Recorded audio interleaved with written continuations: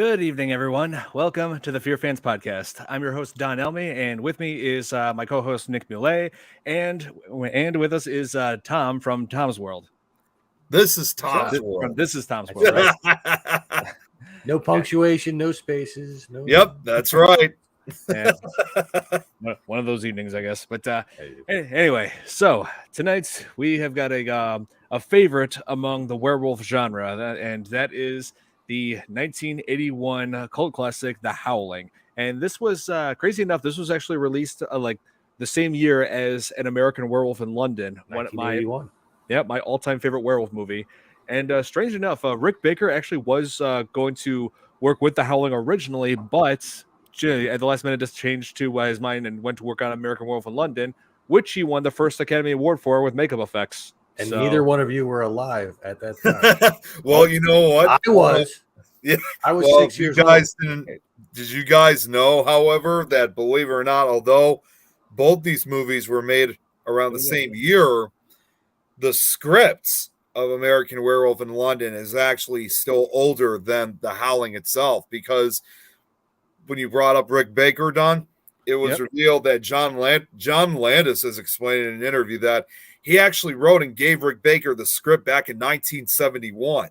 So they had a lot of time to figure out how they were going to make this movie. So they didn't film until 10 years later in 1981. So technically the script line for American Werewolf in London is older than The Howling is. I saw when I first started looking up information online about The Howling tonight, which I rewatched most of the movie. What's up, Jeremy? Tonight. Hey, Jeremy. But I actually saw that the original Howling, one of the years it had was 1977. I said, wait, that doesn't make sense because the movie came out in 1981. Yep. It was that was a long time in the making. Oh yeah. It was. Oh, here, let me address this message here from Health Bars. This is in regarding one of my recent videos that got blocked because of copyright issues.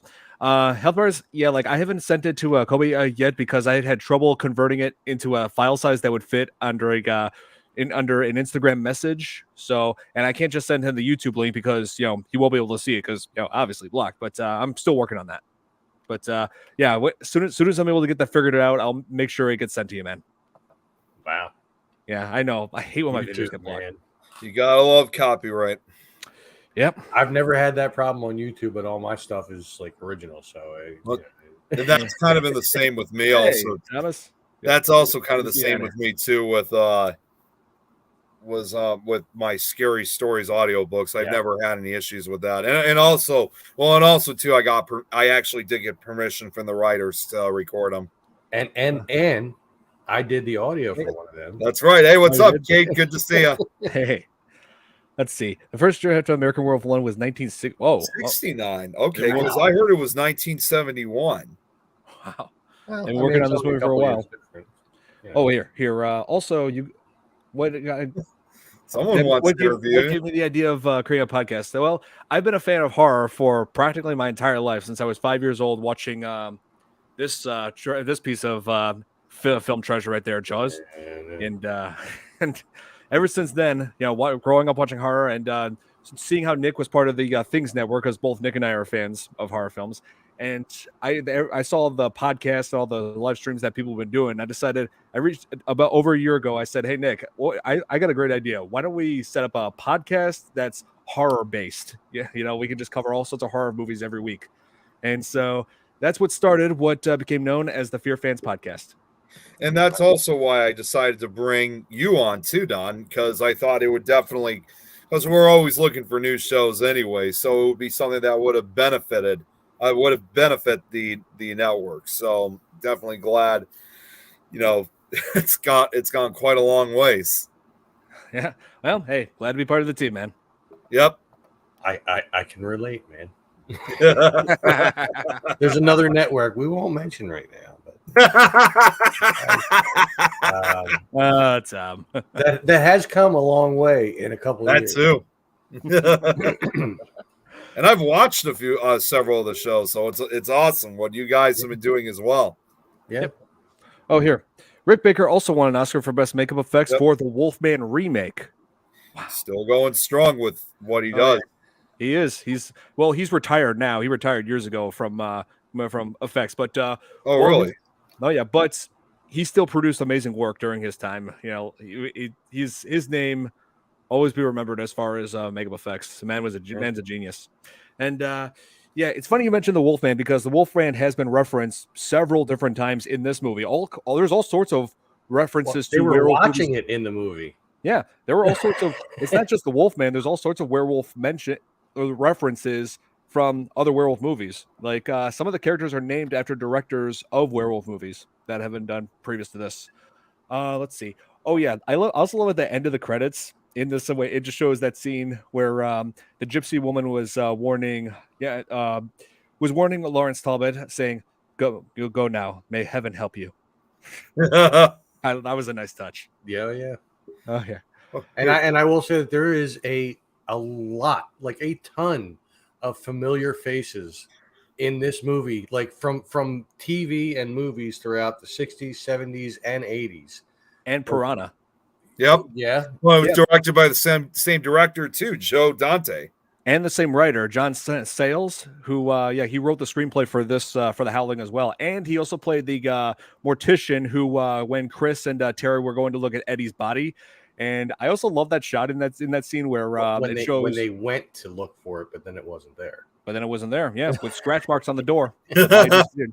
And I especially love that shot where there was a there was a shot where there was a half-eaten eaten cheeseburger sitting right next to a brain that's been cut in half because remember this is a morgue, right? Yeah, and Terry was saying, I don't know, like what was it? Something along the lines of how I don't know how you can stand it. You know, it's like okay, I'm working with cut up bodies. Okay, I'm gonna have a bite of my burger. So, and the guy that was with her there, like I said, I was rewatching a little bit of it earlier before the show started. I watched about like a half hour, 45 minutes of it, and I recognized him immediately as a guy that I saw on MASH not that long ago. I was like, MASH. Me and my dad we rewatch MASH all the time. Like that's a good show. And he was like on an episode where he was trying to marry one of the local Korean girls for money or whatever and everything. As soon as I saw him, I went, "Oh my God, I know that guy." I went back and I looked and I was like, "Oh my God, yeah, that is him."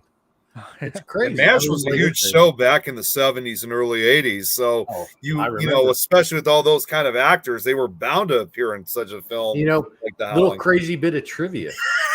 Jen, what's up, Jen?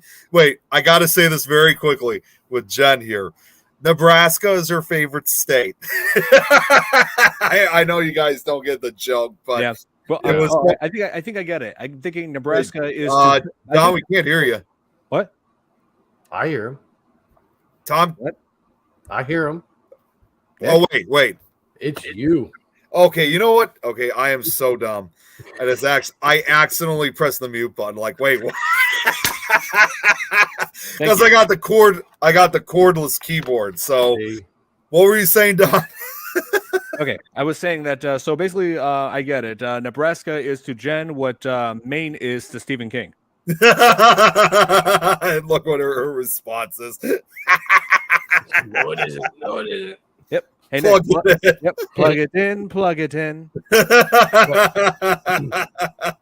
little crazy bit of trivia about MASH since I brought it up when we were talking about it. On that last episode of MASH, the most toilets were flushed at the same time. Seriously? Throughout the country. Man. Like when the show ended, then everybody then went to the bathroom and they all flushed their toilets at like the same time. Wow. You can look it up. I'll have to look it up after. How did I not see that episode? Because I used to watch that show with my grandfather. I've seen every episode.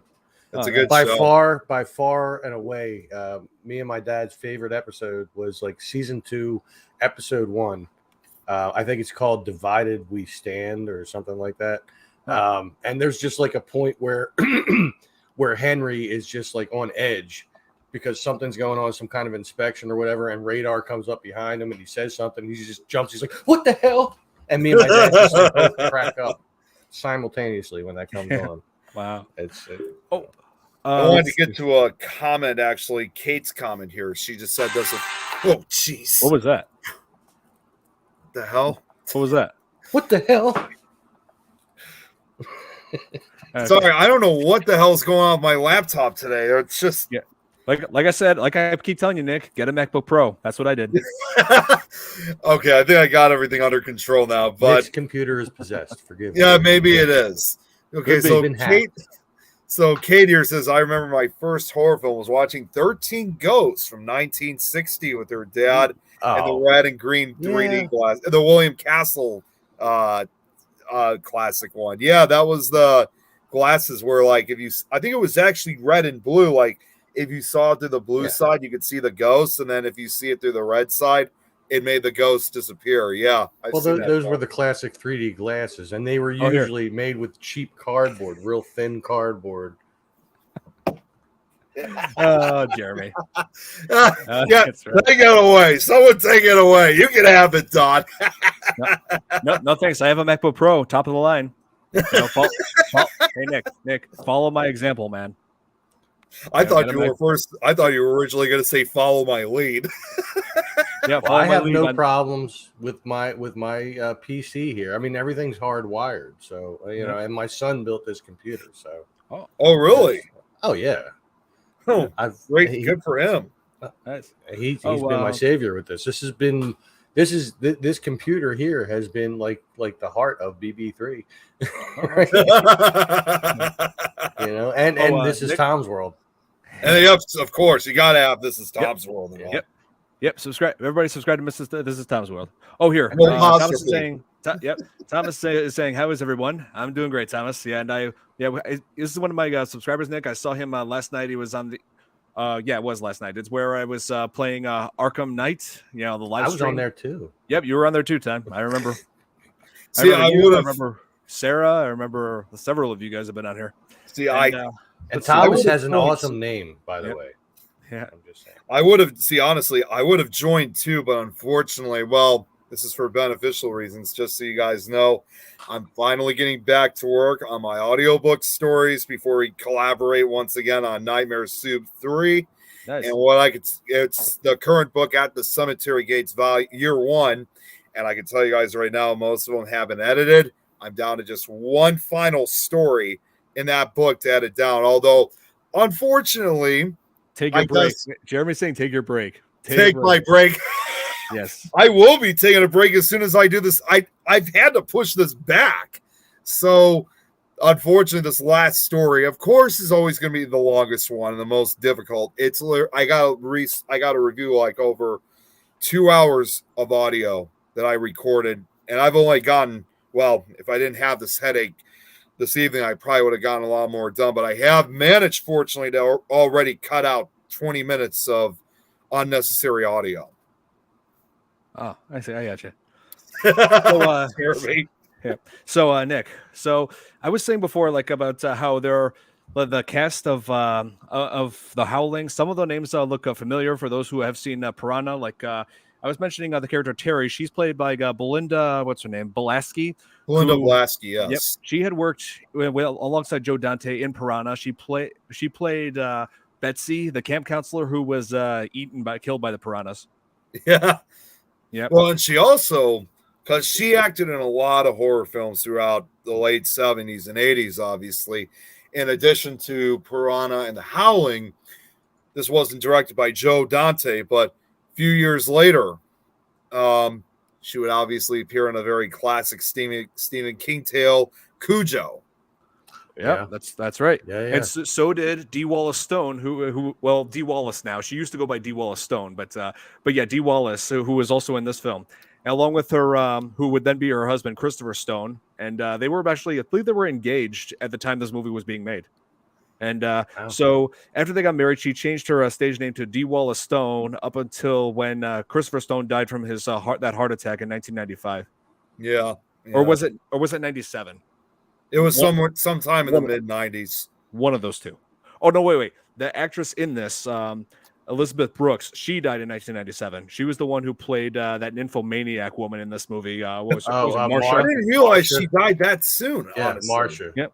Yeah, she died of brain. I looked her up. She died from brain cancer at age 46. Jeez, that's way too young. Oh yeah, I'm older than and that now. she was actually upset after she was in this movie. You know why? Because of the one particular scene where she was in with Christopher Stone. You know what I'm talking about, right? That's a little scene right by the campfire. And yeah, where they did that really badly animated transformation as they were having coitus. Well, that's the thing. It wasn't animated. It was all practical effects.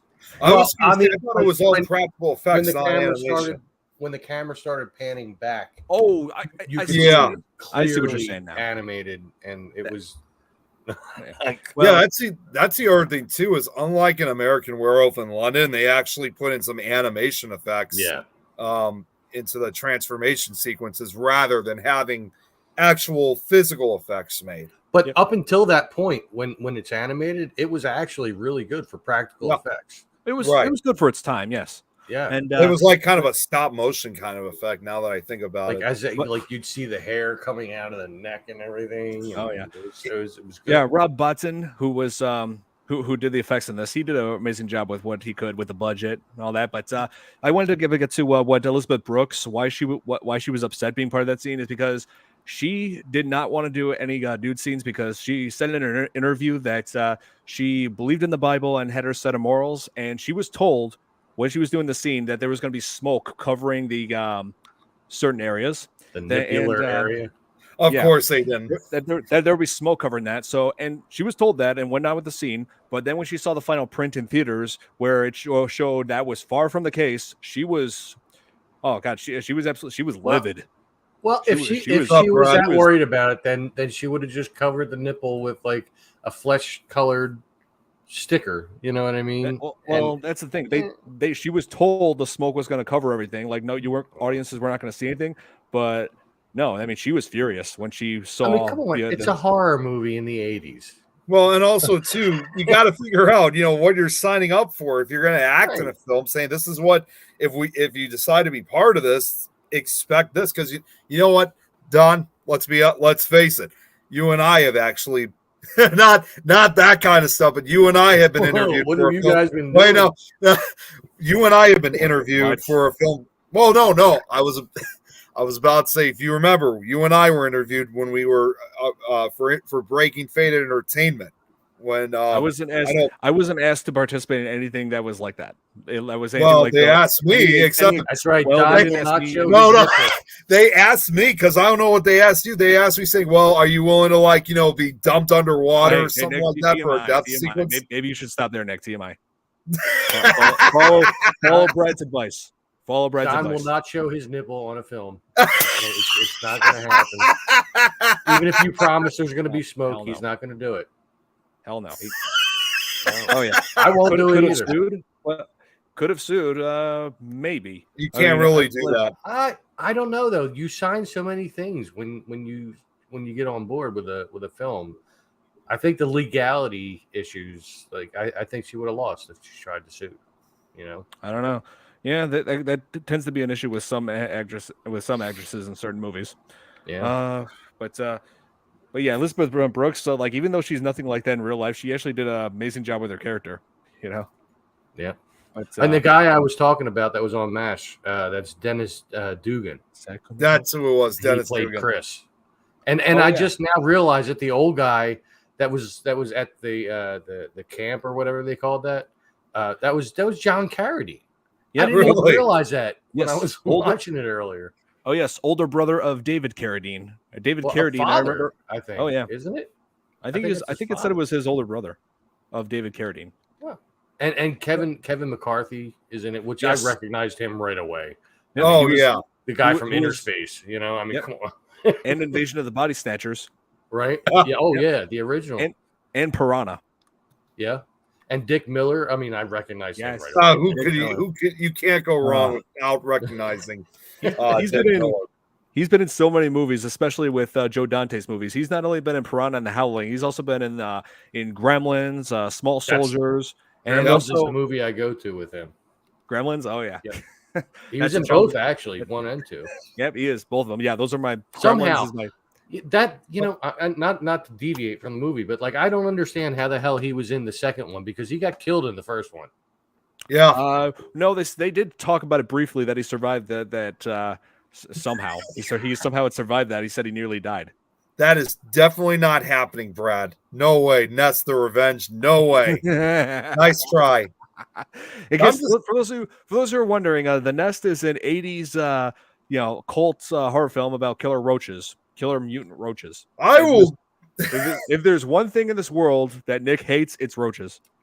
I would rather, like I was saying, like with director Rolf McKinney saying dumped in like water or something like that for like a drowning scene. I'd rather do something like that than having deal with killer cockroaches.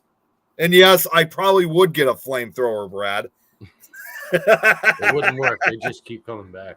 Nest of the Court. Let's see. But I will say that for the genre of the 70s and 80s movies, like we need to get back to that because like the last show I was on for you guys, like Cocaine Bear, and then you got like The Ring, and you got it's all like it's either comedy horror or it's jump scare horror. With the movies that they made back in the late 70s, early to mid 80s, the horror movies, they had a certain element, like intenseness to them. You know what I mean? That we don't have anymore, and we need to get back to that.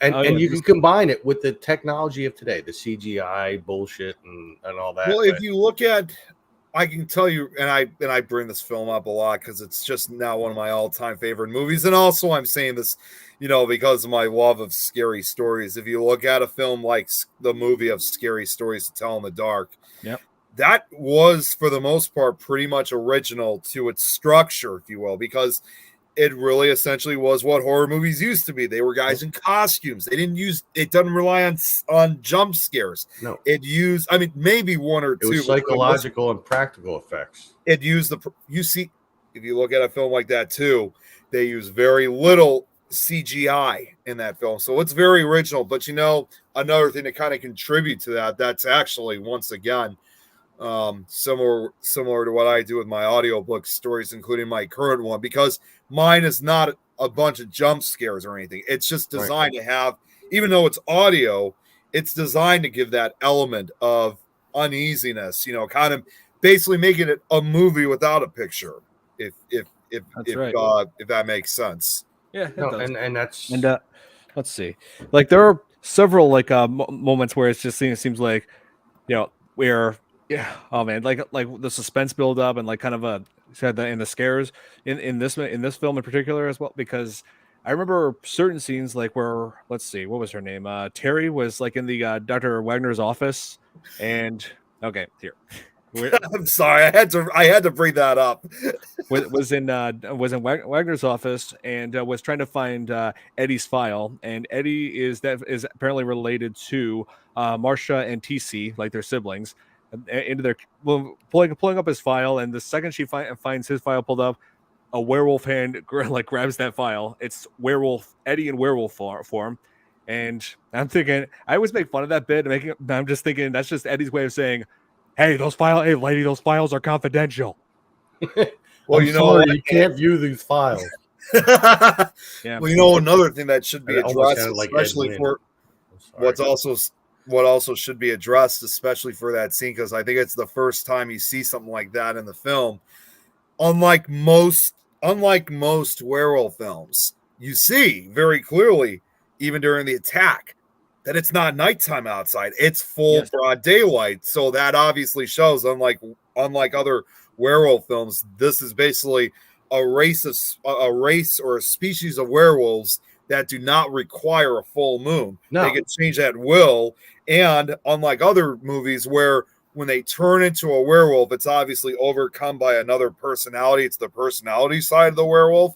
In this case, there is no personal side. It's still themselves. They're still conscious, even in their werewolf forms. And so essentially, it's more like not only just essentially like a werewolf, but a kind of like the minds of a shapeshifter, if you will.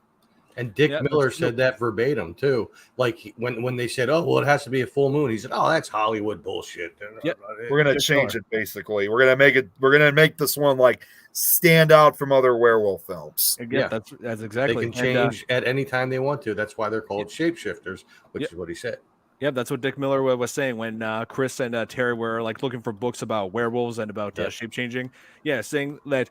Yeah, making it clear that these werewolves were not going to be like the typical Hollywood werewolf, transforming at the moon, like having an uncontrollable transformation where the beast comes out. But no, it's like these things in this movie, the werewolves are able to change at will, and their personalities stay with them, like you said. And I thought that was a very like nice change of pace, nice change of things. It is. I that's why I think they're more. I really usually would. I mean, when I see, I'd rather call them more shapeshifters than actual werewolves, because you look at a lot of werewolves, it's usually an uncontrollable curse. A shapeshifter in this case is somebody who has the ability to change at will and again still has their consciousness. So that's they. So I mean, they're still werewolves regardless, but I still see them really as more shapeshifters. Right. And why did they say and Dick Miller did say in the movie that that the only way you can kill these werewolves is the part of it is still true, that with silver bullets and fire. And he says these things are like cockroaches. Oh, God damn it, Don! You had to bring that up. Yep. Now Brad's going to say something. He did say that. He did actually say that. Yep. Oh, it's like what Brad says, like a skinwalker. Yep, kind of. And also on top of all that, these werewolves now have like a I guess you could call a healing factor. They can regenerate from injuries if it's not from a silver bullet. That's why when Eddie came back later on in the movie, that's why he was able to come back, because when the cops shot him, those weren't silver bullets, so he was able to recover from that. And then he escaped from the little thing. Yeah, even when as far as digging a bullet out of his forehead, and I'm just like, wow, these effects, man. That's why, and the fire aspect is why John Carradine, like in the beginning of it, like when he was drunk at the party when they first went to the community or whatever that was, he was trying to go to the fire. He said, "I just want to end it. I want to end it." And they're like, "Oh, he's just being dramatic. That's just him." Guys, I want to get some water. He really was trying to put an end to his life because he couldn't take being a werewolf. Yep. Right. And well, because he's old, and he was mentioning about his teeth not being well or something right before that. Yeah, he mentioned that. So if you're a meat eater and your teeth are going, that's gotta suck. Guys, I'll be back in just a second. I'm just gonna grab some water. All right, well, grab me one, man. Hey. Nick, how many times have we been over this, man? Like, follow my example. I always have a drink beforehand. Like, look at this. I got a body armor sports drink. I was going so quick on things. I'm always equipped with my own drinks here. Just to cool myself down, just from the effects of the headache. So I got you. Yeah, hey, I'll be back. I'm just messing, man. But I know you are. This body armor. This is a new flavor, the strawberry banana. I figured I'd give that a try, and it's not bad. It's not bad. Doesn't disappoint. No, it's not. I actually like that. I like the fruit punch too. It's not bad. Nick was prepared. I know. I was just messing with him. Don, you know Nick long enough to know he does not listen. Yeah. we definitely need to get back to the style of horror movies that we had back in the 80s, because there was a definite element to it that we're lacking nowadays. You know what I mean? Like I said, it's more based on jump scares now and stuff like that. And who cares? I mean, we had movies that had jump scares in it back then, but it wasn't like the main basis of the movie. It was more psychological. It was more like in depth. Like, I mean, even when you look at movies like Creepshow, like where it was multiple different stories and everything, but it was all under an umbrella of that creature, that creep guy that was like outside the window, like, you know what I mean? Like, it was, I don't know. We really need to get back to that. Those movies were so much better. Yep. Well, Leon agrees with you. I'm glad you do, because it's true. I mean, the horror movies of nowadays, like even like, all right, we'll take like the Evil Dead franchise. I watched the latest installment of the Evil Dead franchise. Mm-hmm. Was it a good movie? Sure, it was a good movie. Yeah. It cannot hold a candle to Evil Dead 2, Army of Darkness. Yeah, I mean, sure, it's not on par with the original classic, but I do, to an extent, I do give it some credit as far as trying something different, like changing the setting instead of just being in the cabin in the woods as it typically is with the Evil Dead franchise, going into a rundown apartment building in L.A. So yeah. I mean, it was definitely different. Yeah. And I did enjoy it. I watched it. I liked it because they did give nods to the original. There was a shotgun. There was a chainsaw. There were like certain phrases uttered and stuff like that. And Dead by Dawn. Yeah. Join us. Yep. Like, and what I like about Evil Dead is how like this one really means business as far as nobody is safe because these demons were going after characters that you did not expect them to really go after. It's like if they could kill this person, they'll go after anybody. And of course, they have to go after the redhead. I mean, come on now, why? Oh, Leon was asking about this, talking to me about this yesterday. He just got the Texas Chainsaw Massacre game, and he's telling me it's great, but it's a hard game. Yeah, I imagine so. I mean, Leatherface, I imagine he's tough to beat. And my son was actually telling me about that. So he said it's kind of more like a Dead by Daylight kind of game. Huh. Much like the Evil Dead game is actually that they made, and it's like more team based. It's I don't know. Those games are like a dime a dozen anymore, though. Oh yeah, this is pretty much like how when they made the Friday the 13th game, the newest one, and with how they made. Oh, like how they're making killer clowns from outer space. Yeah, like are they really going to make a killer clown from outer space? Oh, yeah, my God. Oh, hey. Of course they are. Talk to Jeremy about it. Yeah. Hey, Lauren. Hey, what's up, Lauren? Yeah. So let's get back to the movie. Let's see. So Dee Wallace, who I mentioned in this, plays Karen, who is the main character, like a news anchor who was helping the police track down a serial killer who had apparently been targeting her. But that seems like a very questionable kind of operation. Like having her go after the person, like come on, guys. And also, Dee Wallace said that the most uncomfortable scene for the entire movie was in the porno shop. Oh God! Because she said she felt, even though it wasn't wasn't for real, it was still like a very uncomfortable experience for her walking into a store like that.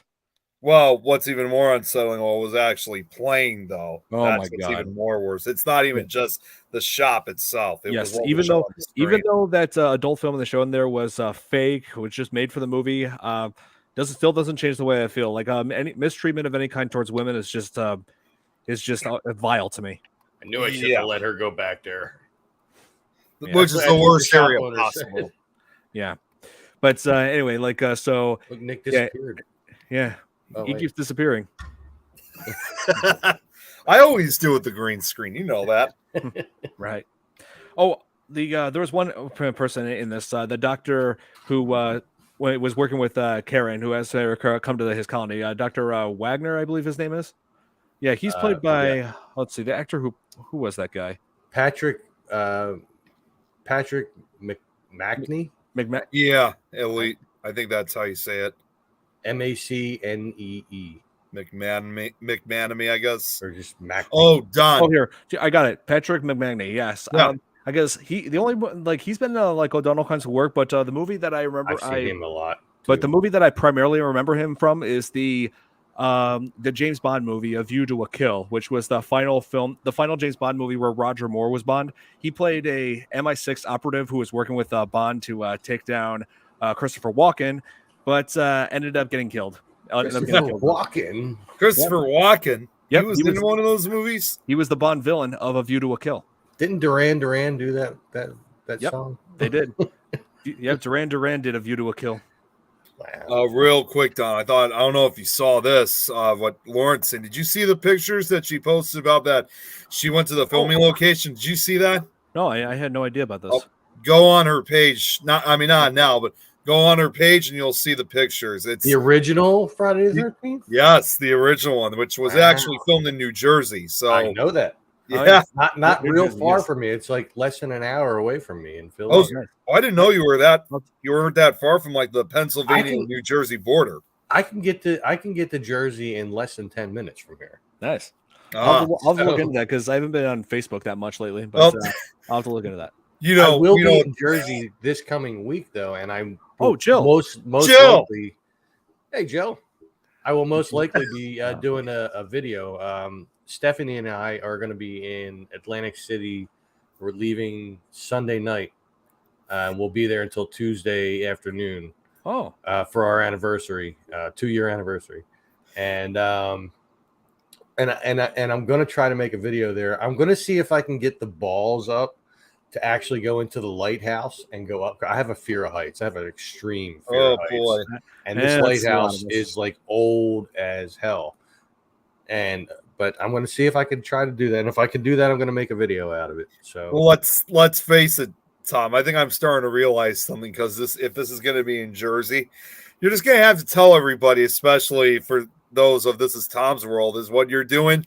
It's just a Jersey thing. You just got to be Jersey to get it. I knew you were going to bring that up. I knew you were going to reference that. Yep. What's that?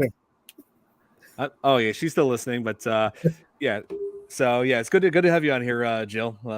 She's asking how does she get Tom's hat? Oh, you want to know? Hey, listen, I can help you out with that. I can supply a link. Oh, I can't put it in. Damn it. I could if you could send me it, I'll send it to you in. and you can put it up. All right, yeah, most definitely. Yeah, send it to me and I'll put it in the comments. Here, let me oh man, this is the first time I'm going to share my merch link on here, man. This is yay! All right. Let's see here. You guys keep talking while I'm okay. And Jill, I just want to say it's been a while since I've heard from you, but I hope you're doing well. I really hope you're doing all right. I was just talking with her a few days ago just to see how she's been doing. And yes, you know what? Actually, what Brad just said. Yeah, I hope you're doing all right out in California, Joe, because you guys heard about that. You guys heard about that Hurricane Hillary was possibly going to strike Southern California. Yeah, hope that hurricane misses California. And I just want to give you guys actually a quick trivia fact. People often wonder, is that unusual for a hurricane to affect, in this case, Southern California? It does happen, but we should actually consider ourselves kind of lucky out of this because there have been hurricanes or storm systems that have hit California, but so far throughout history, there have only ever been 2 documented. The first one was back in 1854, I believe. No, 1858. And then the other most recent one was back in 1939. So this is almost like a once in 80-year period. So put it this way, guys, as crazy as it's going to sound, we should consider ourselves very lucky that we're witnessing something like this because we don't know when something like this. It could happen next year. It could happen in another 80 years. That's right. Let's see. What was a... Okay, yeah, no very bad storm. Oh, I didn't know there was an earthquake. Also, well, again, it's California, but I didn't know that there was a recent earthquake. And Jill, I know you can't see all the comments, but you got a few responses. Lauren here is praying for you. So, but oh geez, her social friends were hit though in Oxnard in Ventura. Oh damn! But it is true though. It is true. Such storms like that can't hit. It was often believed that hurricanes and tropical storms and typhoons couldn't hit the West Coast area because it was believed that the waters were just too cold for them to sustain themselves. And in fact, it does weaken them. They're not as destructive or powerful as like what you'd see in the South, like in Florida in the case, but they still can happen, just not, and still can cause quite the amount of destruction, just not as severely as you see from some other areas. I see. What was I gonna say? Oh, one of my favorite scenes of this of the Howling was where Terry and Chris go into right after Eddie was gunned down, and they had to go into the room that he was staying in. So yeah, they investigate further, and it showed like all of his all his news clippings, all his drawings, like all the hairy faces. It's just like that's how you know something's going on with this guy, more than just targeting, like killing people. There's like, those hairy faces have something to do with him. But And also, if you look closely in that scene, you'll see another piranha reference because there was a newspaper clipping that said like something along the lines of "man killed by like saying that someone was killed by man-eating piranhas." So, so I guess it takes place in the same universe. good. Well, in a universe where Betsy survived because she's Terry now and was in that room. So yeah, that makes sense. Maybe living under a secret identity. My Secret Identity. That was a TV show. Oh yeah, in the 90s. Oh yeah, Botten went all out on the transformation scenes, Jill, especially when it comes to Eddie in that scene where he finally crosses paths again with D Wallace, or Karen in this movie. And so Eddie, that transformation scene was wow. Like they had to use like these kinds of like balloons covering like latex to like make it look like his skin was like transforming, bubbling out. And that was a slow transformation scene filled with all practical effects over the course of 2 minutes and 45 seconds. Yes, I timed it. I was just going to say originally that you must watch the YouTube video, but if you actually timed it, well, I'll have to take your word for it then. No need to watch it on YouTube. You got it there. So you got it. You had it timed. And the other thing I want to bring this up earlier when we were talking about the animated effects that they did use. You know what a lot of the animated effects kind of really remind me of? It resembled a little bit like that of Ray Harryhausen, because just some of the effects had a similar look to it to what Ray Harryhausen used for his own effects, which, again, 1981 also saw the year of the movie Clash of the Titans, which they used those kind of effects. Yep, that's right. That was one of the last films that he had done. Movie, man. Yeah. Titans. I remember that one. I had to watch that for a history class when we were covering Greek mythology. We did the same thing too. We watched the film in middle school, so because I wanted to watch it. Of course, I was alive then, so you were. I'd been born like 6 years prior, so man. And by the time it came on TV, I was probably more like 10. Yeah. So here, I wanted to get a picture like showing like what the werewolves look like in this movie. Let me put that up. This won't even take a second. Here, I've got this one here. I think I know which image this is. While it's like a small group of them. My spread shop. Here, sure, Tom. because Jill really wants a hat. And I have more than hats. I have T-shirts. I have hoodies. I have pillows. I have all kinds of stuff. So here's what. Here's well, that's one of them. That's one of them. This, I believe, is the one that Eddie. This is the Eddie. Yeah, that's Eddie. Yep. And let's see. Let's go to.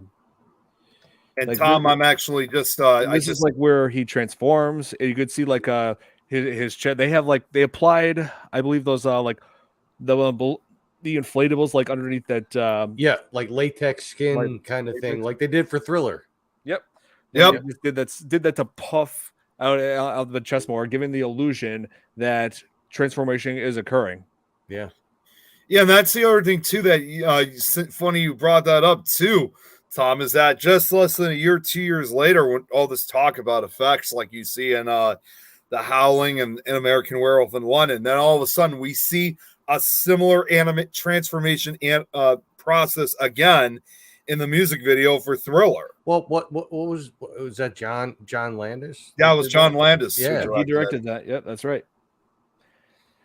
So yeah, that gives you a little. I saw the making of Thriller enough to know. Yeah. You guys see this? You guys see this comment with Brett? Damn, no wonder why it was so scary. They made them look like the X.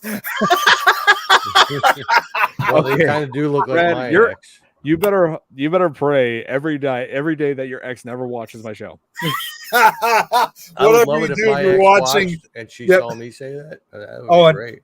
Well, and also too, I'm just going to warn this right now because since I've actually met up and hung out with and investigated with Brad, my only message, because I know his ex is probably going to come looking for me. My only message is, God, please don't find me after this show. Because he's like, where is he? He's a dead man. I know nothing. or me in the more. Oh. I got my phone. Wait. Brad said he didn't say which ex. Witness protection. Okay. Well, he's in witness protection more because of Adrian, not really much of the exes. Okay. And you should answer this question for Jill. Yes. Here. Yes, I was going to respond to this. The Howling and American Werewolf in London came out the same year in 1981. Which do I prefer? Personally, I prefer American Werewolf in London. I feel like that was done a little bit better. Both of the films have great cast, amazing practical effects for its time, and yeah, like there has always been this debate as to which one is better. Yeah, as far as the practical effects, I have no idea. Those links done. That's the link that Tom just sent me. So I was why does it have all the Facebook? And I don't know. It was so weird that I sent it, but I hope it works for Jill's side because I know she won't be. Oh yeah, hopefully it works. Well, I'll tell you what, Jill. If they don't work, send me a message. It's Tom Nally, and you'll know my image when you'll see it. It's me and my goddess as my profile picture. Just send me a message, and I can send you the link if they don't work. And you can most definitely get one of these hats because they are very cool. I know. I might have to get a hat too. I don't wear hats because last time I wore a hat, it was a Blackhawks hat. Went to a Blackhawks game with cousins. Went to use the restroom. Took my hat off. Forgot my hat in the restroom. Never saw it again. Well done. I don't wear hats. Yep. Yeah. Well, I only wear this because if we meet up with Tom and he wants to feature us in an episode of This Is Tom's World, you're gonna have to wear that hat. This is why I wear hats. That's why I don't wear hats because I don't want anything to ruining this. I'm not losing any hair. I'm gaining hair. You know, look, I look like Norman Reedus. You do like him. Well, he kind of does actually. Oh my god! You get the shirt though, Don. I'll take the shirt. I'll take the shirt. Come on, Rick. And yes, getting back. It's more of a question that Brad's asking. But no, Lauren likes your look though, Tom. All right, yeah. All right, I'll keep it. We'll just do that. This is how I'll do. I can't see the screen, but that's all right. I had to cover the rocker hair. Wait, we gotta get the back coming out too. Oh, and I just lost my earbuds, so now I can't hear anybody. Oh man. Yes, and Joe. Oh my god. Jeremy's got. I know you can't see the Facebook comments, but Jeremy's got a comment here for you. We definitely do miss you. Yes, we do. Yeah, it's been a while since we have you on here, and that doesn't look good. I'm just really hoping you're doing better, Jill. Yeah. So, let me know when you want to come back on here. You're always welcome. We got our 2-year anniversary coming. We also have our 2-year anniversary coming up in less than 2 months, so we definitely would love to have you involved if you're able to. Totally. I get the hair on my face. This is why I don't have hair on my face. It's spiked up. Yeah, well, see, I haven't had hair this long since I was in my early 20s. I cut it all off to try to get a job in the office world and computers and stuff. And, I got you, Tom. I hear you. And now my girlfriend that I'm with now, about a year ago actually, because it's been about a year since the Gettysburg Battlefield Bash that we were at. Now Tom looks like he's transforming into a werewolf with that hair. Listen, I might be. Tom, is there something you're not telling us? Maybe. Yeah. She asked me to grow my hair out a little bit because she liked it when I woke up in the morning and my hair was like all over the place and she thought it was hot. I don't know why. I think it looks nasty, but so I did it, and I have not had a haircut in over a year now. Well, you guys can see. I mean, I know I cut my hair not long ago, but it's starting to kind of grow back that long kind of look, and I enjoy it. Look, I can get a flock of seagulls thing going on here. I guess a flock of whatever happened to those guys? I don't know. That was another band for another reference of the 80s, of course. Yeah. Oh, here, Nick. I wanted to bring this up. So the Howling, like before it was released in 1981, you probably don't know this, Nick, but it started off as a novel back in 1977 by Gary Bradner. And it was, for the most part, very different from the novel. And as far as I know, out of the Howling franchise, it was the 4th film that was like adapted, like for the most part, to the novel, like try to be like the novel. And let's see. Yes, there are about 7 sequels of The Howling. I hear they're actually working on another one right now, like a remake. Yeah, I think the I wouldn't last be one was like surprised. 2011. I think Yep, I saw. Yeah, wasn't it like, Howling- yeah, I was gonna say, wasn't it like a decade ago they made another Yeah, one? it was Yep, like The the Howling. eighth installment. Yep, it's The Howling Reborn. Yep. So yeah, there's 7. There's about there's 7 sequels to The Howling, and yeah, don't even bother. Those sequels are terrible. I was gonna say because I've only ever seen the original. I've never seen the sequels to them. Yeah, like from what I've seen, the second film is bad. The only reason why I even watched it is because okay.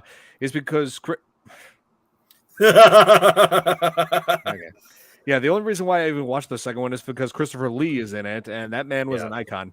The Yep. third one wasn't bad from what I remember. I mean, it wasn't like great, Yeah, but it wasn't bad.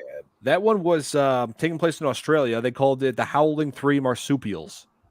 Marsupials. I don't Yeah. remember it They being were- What marsupial. was that? Yeah, that was going. They were going in crazy directions as the franchise went on. So wait, does anyone know what like marsupials? I mean, what the hell is that? Yeah, it's like they do realize there's a difference between marsupials and wolves, right? Wolves are a form of canine.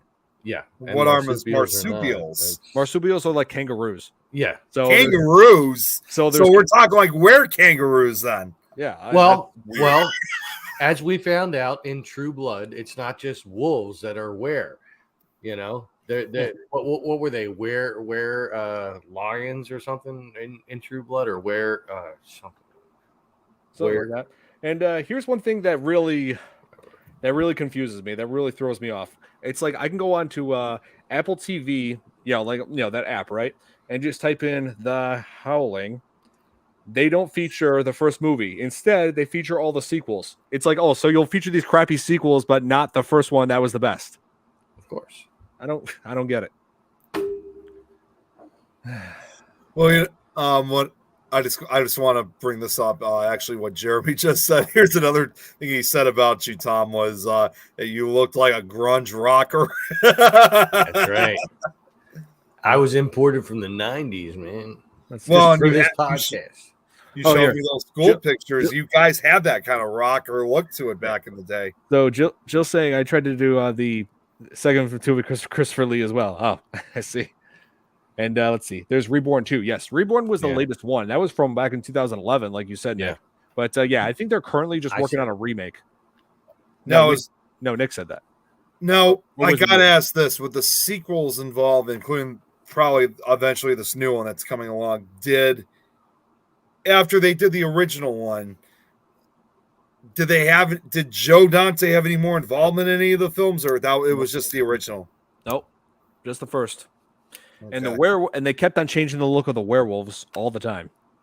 Yeah.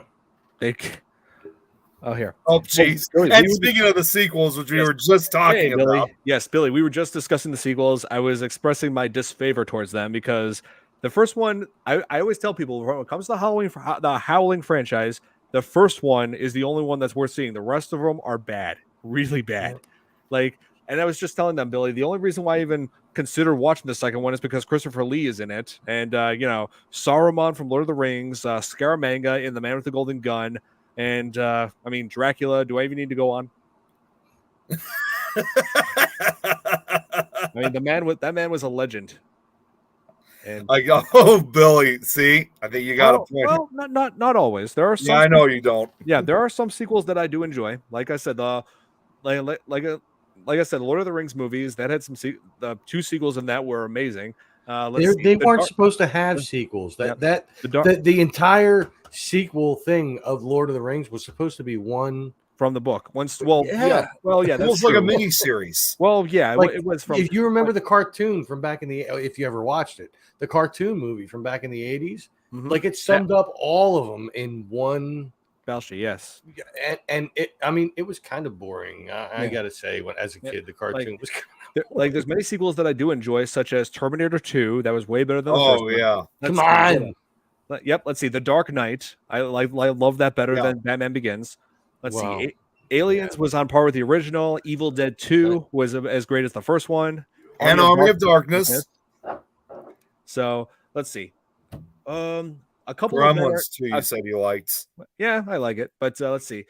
There's a couple of Friday the 13th sequels that I enjoyed, especially Part 6. So not all sequels are terrible. So there are some that I do give credit for. Like with Friday the 13th, you just meant, the only sequels I really liked was part 2 to part 4, which would have been the original series before they were originally going to end it before they made New Beginning. And Billy, just to answer your question, of course, they already are planning on making a sequel to Megan. Oh yeah, Halloween 2 is a great continuation for the first movie. The original Halloween 2, right? Yeah, Halloween 2. Okay, Yes, good. Not like Halloween, not the Rob 3. Zombie ones. Okay, no, good. That's all I need to ask. I do not like the Halloween, like the what was that? The 3, right? Like the Season of the mask. Witch. Yeah, I can't stand that movie. It has nothing to do with Michael Myers, and it's the only one that doesn't. No. Well, and I get it. They were going to try to do a whole franchise where like it didn't have anything to do really with Michael Myers, but it tanked. I'll be right back. I got to say something about that film. Don, you know exactly where I'm going with this, so I'll be right back. Oh But the guy that I do a show with for Dom and Tom's World, Dom, he actually absolutely loves that movie. Yeah. Like, I mean, he's infatuated with that movie. I'm like, why? It has nothing to do with the rest of the movies. Not 1, not 2, not 4 or 5, whatever. Yeah.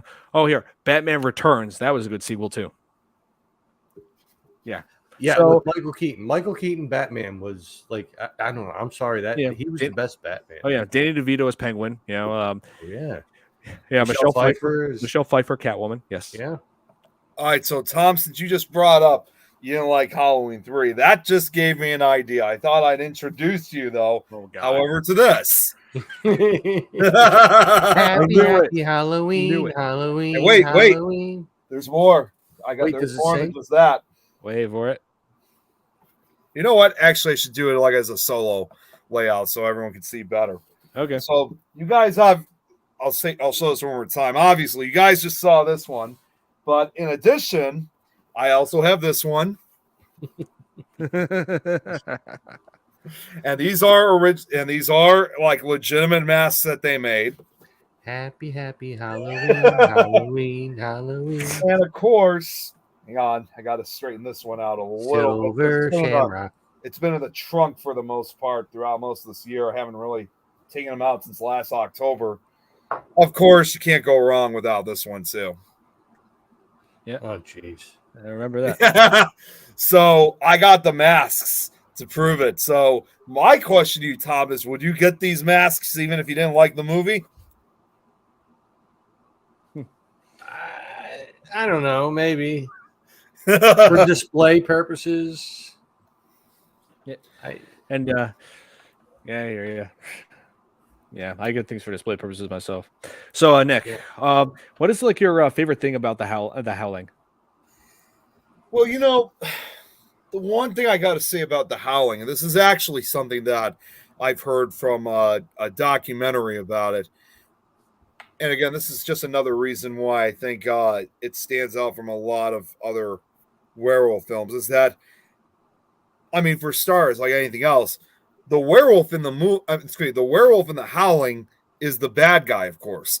But I mean, not just the bad guy. He's just like absolute scum, and it's like their way of like starting this society of werewolves. I mean, it's kind of like not necessarily like a world domination, but it's the start of something. So I think that's what I really like, is that you're not talking about just somebody who has a werewolf curse and is trying to spread it to all places. You're talking about a group of shapeshifters trying to start a society, but also kill as prey. So it's like a combination. It's like they are still human beings, but they still have like these animalistic instincts of wanting to start something.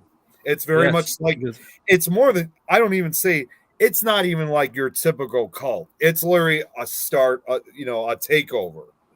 That's right. And because there was a conflict as to like what direction these characters, they had a conflict about what direction this werewolf society should go into, because Wagner was trying to have them live among mankind without be the risk of exposure, which means they had to stick to just eating cows, and then killing livestock.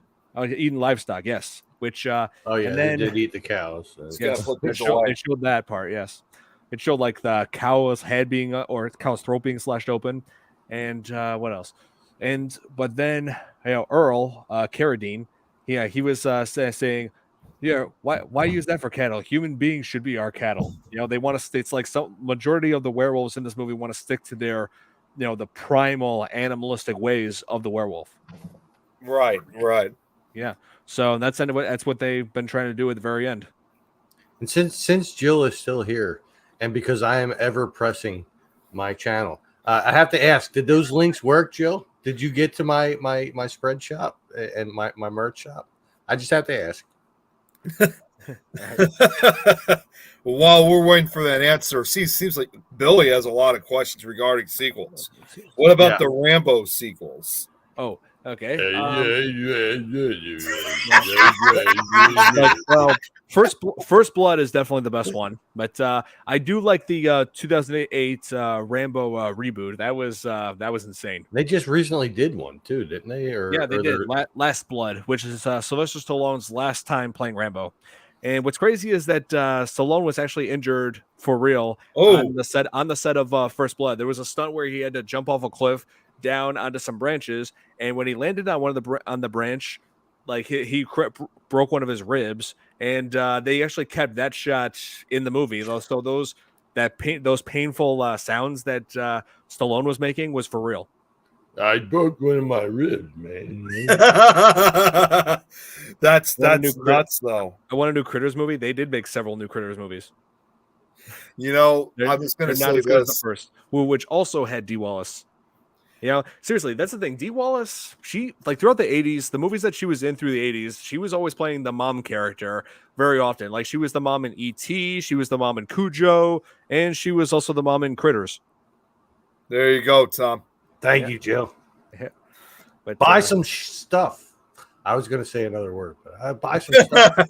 Well, and the other thing too, I just let me answer this question. DJ, I'd rather watch The Burning and Jeepers Creepers because that's the reason why we're not covering Jeepers Creepers movies on this, because as I've stated before on the podcast, that director Victor Salva is a convicted pedophile. Convicted pedophile. So I refuse to cover any work that came from him or anybody who has that kind of disgusting background. I'm just gonna say this, since you brought up about we brought up about Rambo. All I could think right now, and Tom, I'm sure you watched the show, there was that It's Always Sunny in Philadelphia when Danny DeVito was referencing Rambo. What is that? Is that Rambo? No, I made that up. Yeah. And let's talk about hold on. I know a little something about Philadelphia. He's on par with Woody Allen and Roman Polanski. Oh yeah, Roman Polanski. Yes. Yeah. Well, I'm not going to discuss him. His movies are good, though. Let's be honest, though. Yeah, but I refuse to talk about him. Okay. Okay. Anyway, one more. Let's see what else. Oh yeah, like another Wolfman reference that I did see is where which was where Chris and Terry were like in bed together watching The Wolfman, and it showed what was his name, Claude Rains, who plays Lon Chaney's father in that. Yeah, was it Claude Rains? Was it him? Yeah. He was like reciting. That's the Invisible Man, by the way. Yeah, he was also Invisible Man 10 years before that. Yes. And what was it? You learned that from the Rocky Horror Picture Show theme song. Claude Rains was the Invisible Man. Yeah, that's right.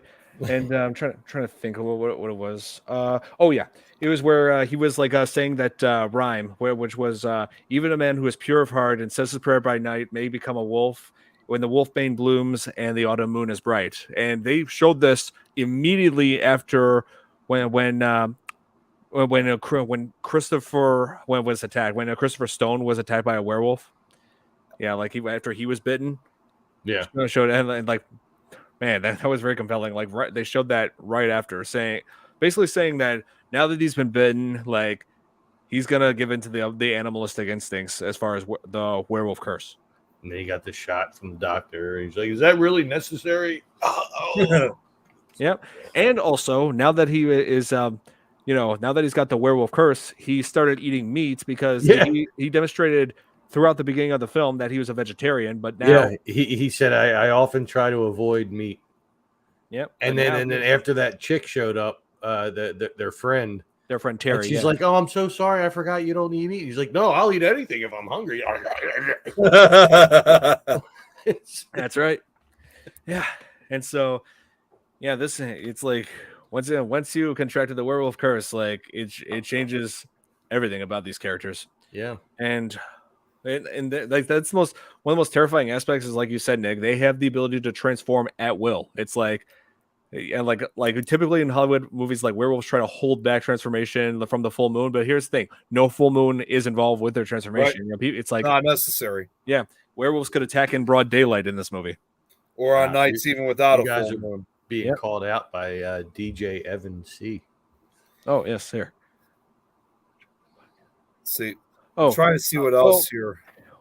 Well, we were hoping to cover maybe one or two Halloween movies this year, like Halloween 2 and possibly 3, because we also want to cover The Exorcist when the day gets closer to when the new Exorcist Believer comes out. Oh, and look who's also going to join us, guys. Oh, Nikki, what's up, Nikki? Hey, good to see you. Now we're complete. Good to see you too. Yes. How you doing? The only thing we need is sort Jill. of. We still, Okay. sort of. We still need Jill here, but Jill we're has to be almost here. complete. Yeah. There Yeah. we go. Oh wait, Jill. you're gonna do that? I saw that picture you said of your hair. So, Nikki, so you Yes. obviously you've seen the Howling. When did you first see it? I haven't actually In seen it. 1981. The first Howling movie. She said she actually hasn't seen it. Oh, you actually haven't seen it? Oh, yeah. If you haven't seen it, I highly recommend it as far as werewolf movies, because they did an amazing job with the special effects. The characters were great. The acting. There's so much to enjoy about this movie. And even though there are some fairly shocking moments, but it's a great film overall. Well, I actually plan to watch that because it's now on Netflix. Oh, is it? Oh, cool. The Pope's Exorcist is on Netflix. I heard it's really good. I haven't seen it yet, so I've been meaning to. Yeah. Oh, yeah, we'll have to check that out too. Let's see. And also the idea of wanting to do an episode on the original one too. I mean, not only just for the new one coming out, Don, but also 50th anniversary too of the original one. So it's good timing too. Yeah, and it's crazy how, oh man, it's crazy because I want to tell you, Nikki, the director of the movie just recently died. But here's the thing. Oh wow. Do you want to explain? Wait, do you want to say it now, Don, or do you want to wait until we actually do an episode? I'm not trying to cut you off, but you know what? Yeah, maybe it's better if we wait until we actually do the episode. Yeah, I just don't want you to spoil for it until we do an episode. We'll save it. We'll save it. Oh, now Jill here asks, what about Jack Nicholson involved with Michelle? How do you say her last name? Michelle Pfeiffer. He does crazy so well. He really does.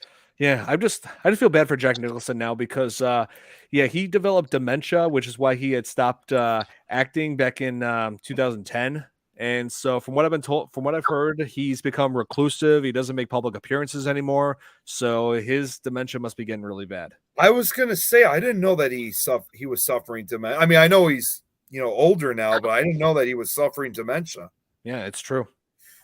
Jill, yes, sweet. Lauren, I do have the before we end for tonight. She sent me the videos and pictures of when she was in that area of New Jersey for Friday the 13th. So nice. I'd like to show you guys that before we end for tonight. So I do have them ready to go. I just don't know exactly when I'll be able to show them, Lauren. So I'm all set with them. So we're good. Nice. And let's see. Oh, where'd Nikki go? I think she's having some connection issues. Oh wait, nope, she's back. Okay, great. I'm here. My dad just needed help with his setup in his room. Oh, no worries, Tom. You're fine. All good. The hell is this? And also, when you look at the very beginning, when I forgot to mention, there is a cameo in this.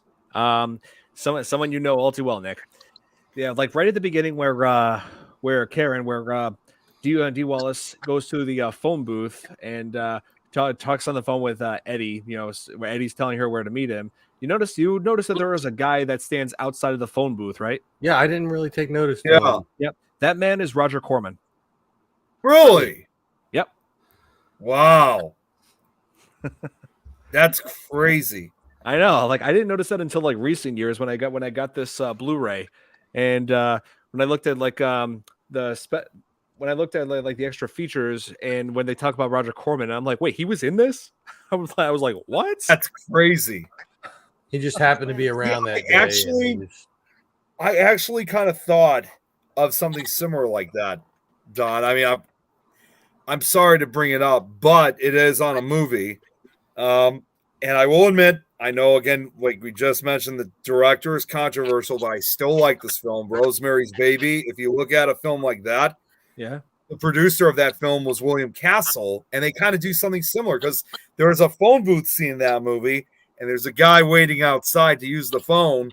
That guy who's waiting out to use the phone booth is William Castle. So it just kind of reminded me of that scene. So maybe in this movie that was kind of like paying homage to Rosemary's Baby. It's still a good film, regardless. I have a copy of it, so it's a good film. It's a very intense movie, and again, just supports my theory that the older horror films actually have an essence to them that like the horror films of today just do not have. They cannot get.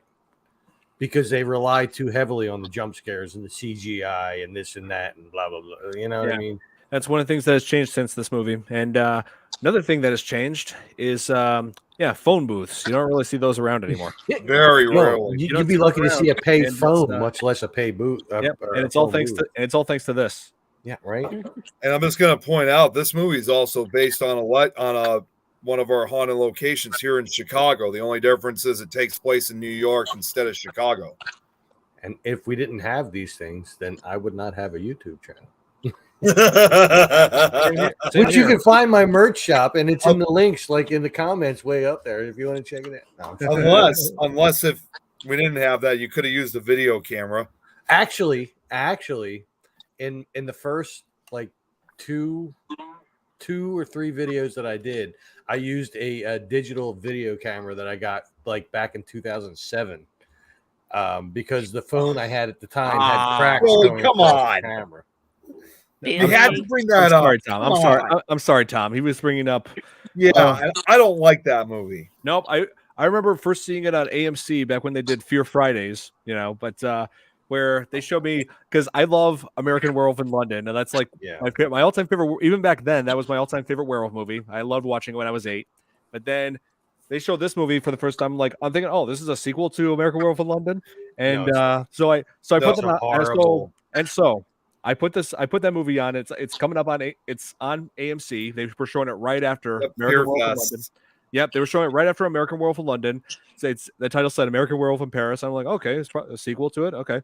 But then about 15 minutes in, I'm just like, what the hell is this? This is nothing like the first movie. The hell is this crap? The only thing I liked about it, if anything, was just the opening. That was like the only part of the entire film where there was actually connection, because we found out who the guy was that was getting attacked. Yeah. But aside after the opening, that was it. That was it. And in his best butthead voice, what the hell is this crap? Yeah. What also upset me more, like, it's not even just the 13 minutes. It was more like the first 30 minutes where we get to know these dumb characters, and then we get to see the CGI, the horrible CGI werewolves. And like, you know what? Those weren't even werewolves. They hardly even look it.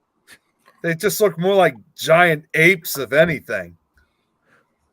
Yeah. More like were-gorillas. Like were-gorillas. That's what they were. That's where the idea of Gorilla Glue came from. And also, that's what they were in True Blood, were-panthers. Yeah. I just now remembered it. Yeah, and it's also been brought to my attention. Somebody, forgot where now, but somebody like one of my live stream mentioned that they thought that there was this movie called A Mexican Werewolf in Texas was somehow related. Which was actually supposed to be the chupacabra on that movie. Yeah. It was supposed to be El Chupacabra, which is not a werewolf at all. It's like it's a misleading title. Like I picture Cheech's voice, Cheech Marin's voice. Hey man, I'm a werewolf, man. Hey, look, I'm in Texas. Look, I'm at the Alamo, man. Look at me. It's just that movie, Mexican Werewolf in Texas. It's a misleading title. It has nothing to do with werewolves. No, you're not at the Alamo, man. You're at the A&P. Oh, God. No, man, I'm at the Alamo, man. No, man, really, you're at the A&P. So anyway, Nikki, like one of the things that this movie is like well known for is like the practical effects, like the werewolf transformation scene. It had a very, very impressive one. Like towards the end of the movie, where this guy like is face to face with Dee Wallace, and over the course of about 2 minutes 45 seconds, yes, I timed it, and he like undergoes a slow transformation, and not just the hair growth, but like his chest. Sometimes his chest like was like, you know, moving forward, ripping his shirt. And Nick, you need a fan in there. I'm just pulling myself. I'm in the basement, but I'm still like, you know, just sweating against this damn heat wave. Nick has many fans, man. Yeah. I got my AC blasting, so I mean the basement is cooler, but you know, I guess maybe it's just up from all the laughing and stuff. Nick, I forgot to ask. You gotta stop looking at me is your problem. That's what's going on. You were saying, Don? Yeah, Nick, I wanted to mention, wanted to say this earlier. I probably should have said this in the beginning, but it's slipped my mind. Wanted to let you know that this Saturday, I'm planning on having a get together with my cousin Joe and our friend Charles. Yeah, like I said, like if you still got nothing going on Saturday, you know, like if you're still up for it, we'd like to have you here. Yeah, you talked to me on the phone about. I could still make it. Yeah, I did mention. Unless you're traveling to like Utah. Getting hot flashes. My God. But yeah, Nick, once you get here, like we're thinking about either pizza or takeout. You know, you can't go wrong with either one. So yeah, you should whatever do a works total with you guys. party of the entire Nightmare on Elm Street series. Only with Robert Englund, though. Not that shitty remake. Oh God, yeah, but Joe and Charles, we might not just watch a movie or something. It depends on what everybody wants to do. We might play games. We might just we'll see what everybody wants to do. I was thinking originally, but it would be kind of a lot for me to bring. I would have brought my bigger, blacker Cards Against Humanity box. So I know it doesn't sound right, but that's what they call it, the bigger, blacker box. It's Cards Against Humanity. What do you expect? I know. Yeah, Cards Against Humanity is a good idea. We got that. I also got the PS5, so that's always an option. She's like, Jill's still here. I was wondering if she was still here or not. Where's my invite? We ought to do. I don't think we could do this on a live show. Let's face it. We should do like some type of backstage show of us all playing Cards Against Humanity one of these days. Maybe. Oh man, it's gonna get insane. Yeah. Hey, I hear you, Jill. What kind of party is not complete without pizza? Yo, yes, Brad. We should. Cards Against Humanity Paranormal Edition. They make all those different editions for Cards Against Humanity. Why not a paranormal one or a horror film one? Oh yeah. And let's see. Oh yeah, Nikki. So like, what did I want to tell you about the Howling? It's that the man Joe Dante who directed Piranha, who also directed Gremlins, directed this. So, yeah. What's that noise? I have no idea. I think I thought it was maybe the connect, like something involving the connection or something like that. I wasn't really sure.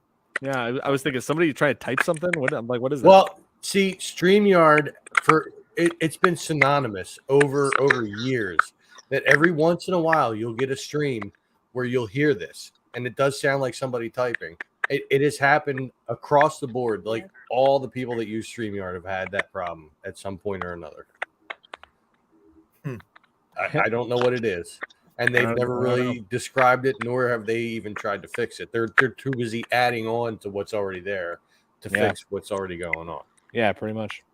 But it's a paranormal duck walking. Oh God. I've never heard of that before. That's got to be the most random reason I think I've ever heard. Life is like a hurricane. Ghost donkeys.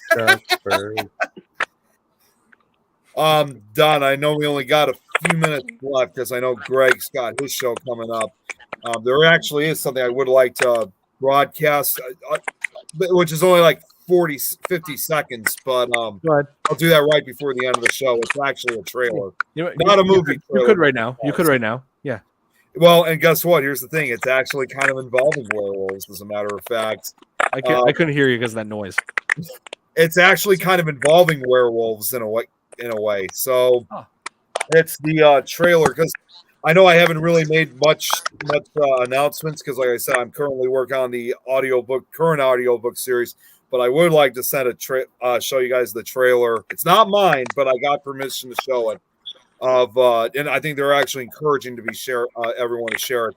Is the trailer for one of the other books we're going to work on, which is the Nightmare Society.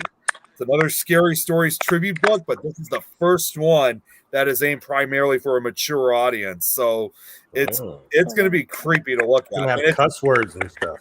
It does, actually. There's no audio stories. It's just music. But I can tell you guys right now, in my opinion, after I read this for the first time, and I'm really excited that we're going to eventually start recording it, it is undoubtedly, as I would put it, the most terrifying book I've ever read. So here it is.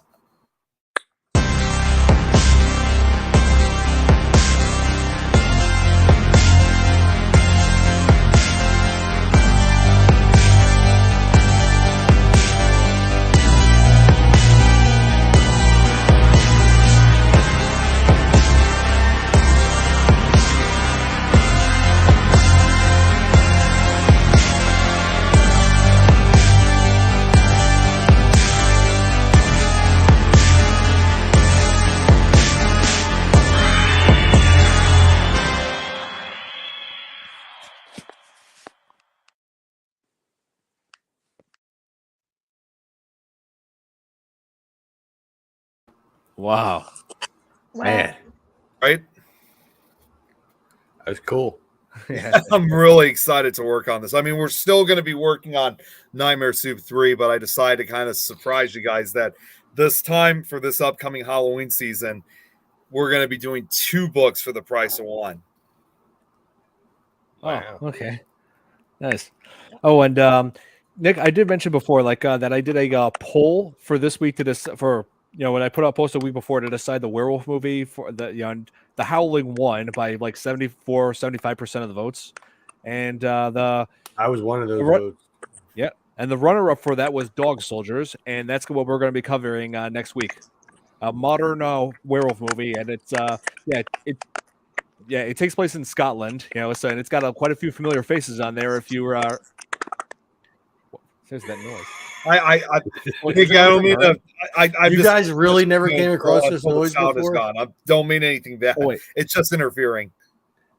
Oh, you guys never came across this voice before or this sound before, like in all your times? I've heard of the sound before, but God, Jill, that is definitely not going to happen. We are not covering Christ. Listen, vampires do not. I'm sorry. This may be very politically incorrect to say, but vampires do not sparkle in the daylight. It does not happen. The vampires do not go out in the daylight, much less sparkle in the daylight. And no, I would not.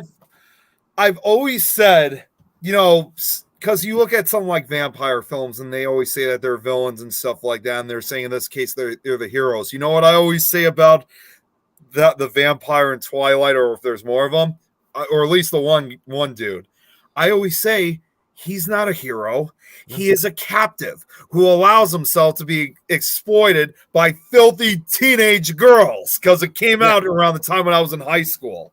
And if you want to see vampires being the heroes, then actually don't see the movies. Read the books of Anne Rice's The Vampire Chronicles. I mean, you will be amazed. Like, I mean, Louis Lestat. It's no big deal, Nikki. It's really not. I'm going to give Nikki. I'm going to give you a call after the show. Yeah, for sure. Yeah, sorry, Tom, go ahead. Like, if you want to see like vampires being the heroes instead of the villains, then you read the books. Don't watch the movies because the movies are crap. of Anne Rice's, like Interview with the Vampire, Lestat, Queen of the Damned. Now the movies, they skipped over the Vampire Lestat. They kind of included some of it in Interview and some of it in Queen of the Damned. But like I actually think the Vampire Lestat was Blade is an awesome vampire movie. It is. It is. Love it. We'll have to cover that one soon. But the books of Anne Rice's stuff are so far better than the movies.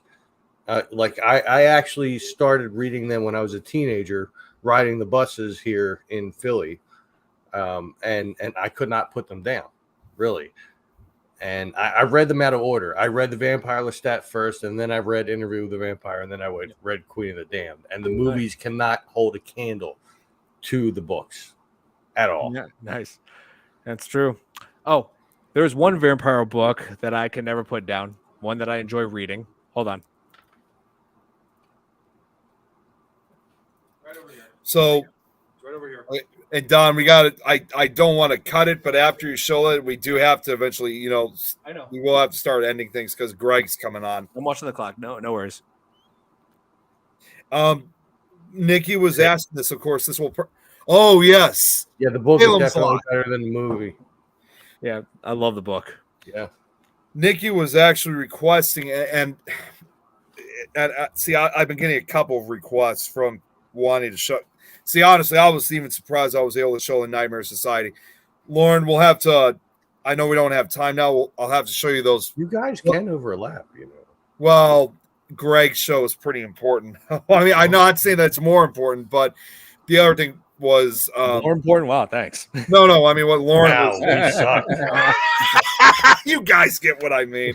No, I was going to say, Lauren, I'll have to show those videos and pictures of when you guys went to the Friday the 13th filming site another time because we just don't have time. And then Nikki actually just requested if I could show. She just recently sent me a video, which I saw last night, of an investigation that she did. And that's about a 5-minute video. So that, too, we don't have time for. So I'm getting all these requests left and right. They had a spirit box and it just went. Well, and also, I was going to show, in addition to that trailer, since we were talking about werewolves, I actually wanted to broadcast one of the recorded stories we've done, which was a werewolf story. But that'll have to wait till next week. For sure.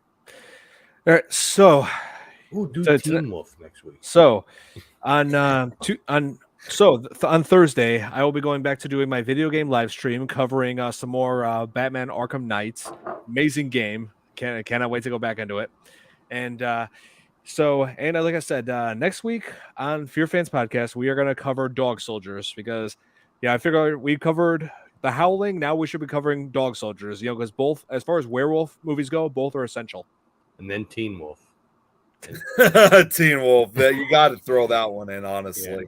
Yeah, well, maybe. And then also, as far as the other shows, Brad, I'm going to be on Thursday. I'm going to be on at 7 p.m. Central Time. Just so you know.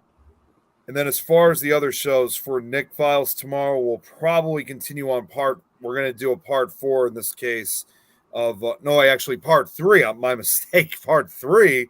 More locations throughout Mansfield, Ohio, although I still haven't fully confirmed it because I might have something going on around that same time. So I'm not sure if there will be a Nick Files episode tomorrow. If not, definitely next week. Then Thursday to the grave and back with me, Lowe's, and Grizzly. We do have a guest coming on, which we're really excited about. I can't remember his name, but he'll be on with us on Thursday. Then on Thursday night, Supernatural Talk with me, Jeremy, Adrian, and Eileen. We got Dennis, the owner of the Holy Cross Abbey, coming on as a guest. So we're really excited to be chatting with him again. And then finally on the Frighteners on Friday, we got, I don't remember who it is, but we also have another guest on for that show. So that's going to be coming up. So hopefully they're apparently really important. Yeah. What's that, Tom? I said they're apparently really important if you don't remember. It's been a long day for me today. Listen, I understand. I get it. Believe me, I do. All right. Well, I guess that'll be it for tonight. So hope you guys enjoyed this episode of the FearFans podcast. Subscribe to my channel. Subscribe to Nick's channel. Subscribe to Tom at This Is Tom's World. And be sure to tune in next week when we cover Dog Soldiers. I am looking forward to this one. I already so excited that I already could have created a thumbnail for it a week in advance. Usually I make it like 2 or 3 days before, but no, this time I decided I got I to make mine the day of. Yes, don't forget also to share the Nikki's page too of yes, and like Night Watchers Paranormal Perth. totally. All right, so that'll be it for tonight. Hope you guys enjoyed, and we'll see you back on here next Tuesday, same time. Good night, everybody.